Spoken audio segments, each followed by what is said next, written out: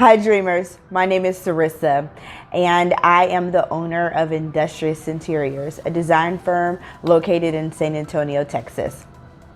Today I want to talk with you just a little bit about my most difficult client. You are really probably wondering why I'm smiling, because who would smile when they were talking about their most difficult client? Well, here's a little secret. Spoiler alert, my most difficult client is actually me, the designer. Who would have thunk it that after 15 years of designing and 4 years prior to that of education in design, that I would be my most difficult client? Well, the cat's out of the bag.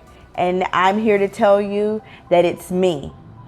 I'm here to tell you that most designers that I know across the country all have the same trouble that I do.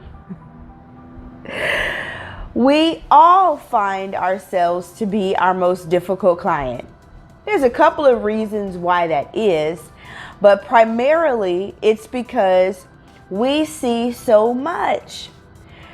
Myself, I go to several trade shows every year. This year alone, I've been to Las Vegas for the KBIS trade show, which talked all about everything that you could really put into a kitchen or a bathroom remodel. We're talking about faucets, plumbing, that's faucets,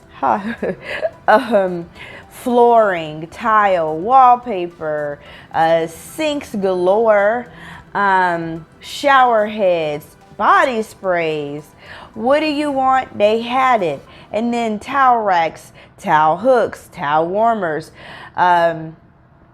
floor wonders under there. I sound a little bit like Forrest Gump, I'm sure, or not Forrest Gump, but Bubba on Forrest Gump when he was talking about all the different kinds of shrimp that you can have.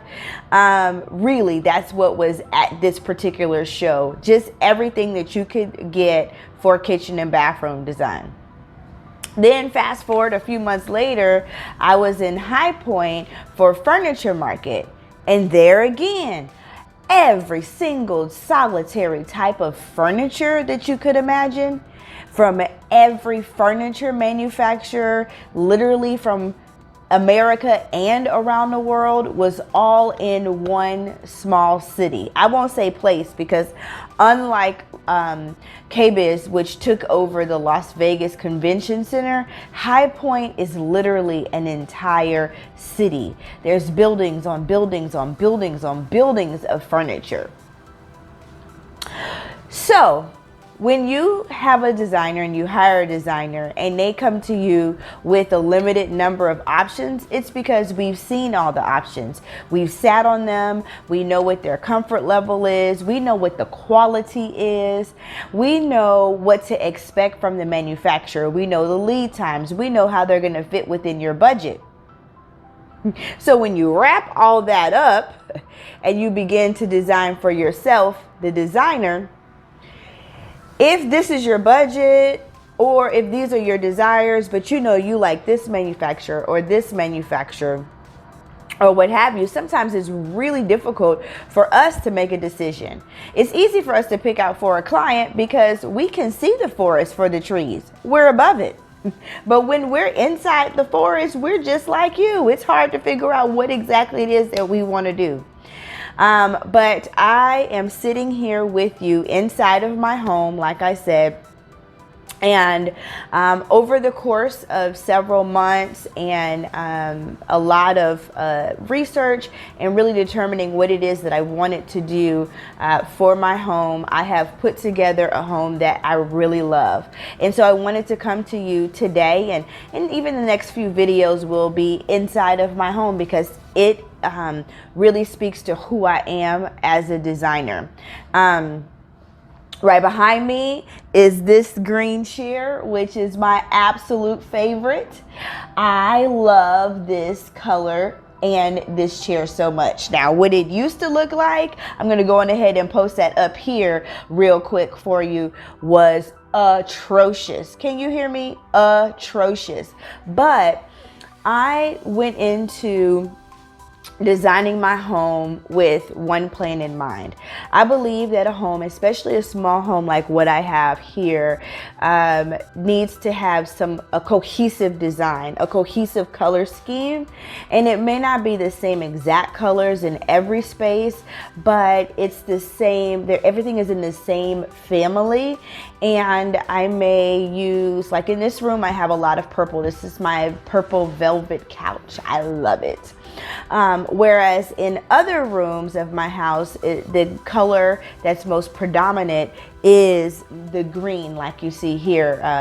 And so it just really depends on what I have going on in the room. And then my office, which I'll show you around that another day, has some different colors besides the colors that are out here. These colors are more like jewel tones, so they're deeper, more saturated colors. Whereas in my office, I have some of the same color families. However, I went for brighter colors because I want to be able to walk into my office and be energized. And color really provides a source of energy, and it really sets your emotions. There's a lot of studies on color, and I really enjoy the science behind it, and the beauty of it. I love color, guys. If you know me, and as you get to know me, you'll see that I am just a colorful person. I live out loud, and I love it.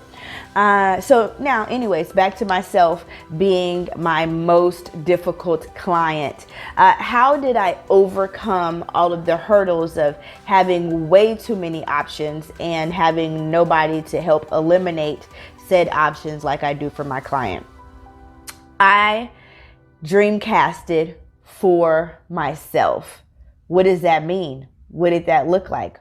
Well, I walked around for about 6 months with 5 different paint samples. I went through my paint colors and I came out with 5 different samples. And I also came out with a couple of different mood boards, and I'm going to post a mood board here of what I made for my space. I wanted to design a space that was jewel tones. When I was a young child, I always loved purple. Amethyst was my favorite color. Amethyst was my birthstone, rather. Purple was my favorite color because of that for many, many years. And then as I came into my teen years, I began to like green. And at that point, I really liked very deep, saturated greens. So at any rate, as I began to put together my plan and put together the dream casting for myself, the color palette that I wanted to work with, as I said, was a jewel tone color palette. So I have purples, I have emeralds, I have sapphires in the room. I have a really cool little ottoman right here next to me that is in the sapphire family. And then what ties all of that together, all those jewels, but gold. So I have a lot of gold tones incorporated in my room and in my home, but I also have a lot of silver tones as well, because I believe that you can absolutely mix metal colors and metal tones. And we'll talk about something like that in the later video. But anyway, so I got my plan together, I got my mood board together, I got my paints together, and then the next step is I just began to go look at those vendors that I talked about that I'm aware of and that I work with, and to see who had what I wanted that fit within this specified palette and design. Also, guys, I really like modern furniture. So I have a lot of modern pieces within my home, excluding this clock that I have here behind me. So this is my grandfather's clock that I inherited from my mother. But when you'll see in photo shoots that I do later on, in the future, you'll be able to notice that and recognize that you don't have to have all one style in your space. I'm not completely modern, and I'm not completely traditional, and I'm not completely contemporary. I'm a little bit of everything, and everybody is. I mean, is your personality all the same? No. You have varying personalities and as an individual, and that's what makes you unique. And so your style doesn't have to be cookie cutter. At any rate, so I put together my design. I absolutely love it.